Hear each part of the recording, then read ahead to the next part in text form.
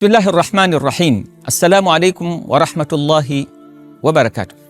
Mpenzi msikilizaji, mfuatiliaji, mtazamaji, mwanamme, mwanamke, mkubwa, mdogo, ujumbe wetu wa leo unahusiana na hadithi moja madhubuti, hadithi ya kutisha kwa hakika.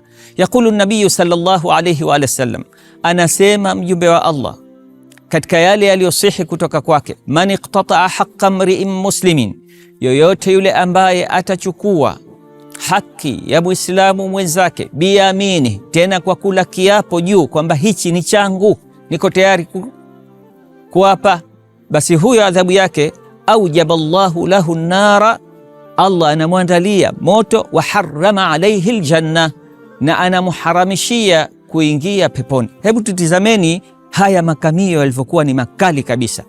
Huku umewajibishiwa kupata moto, halafu unaharamishiwa kupata pepo.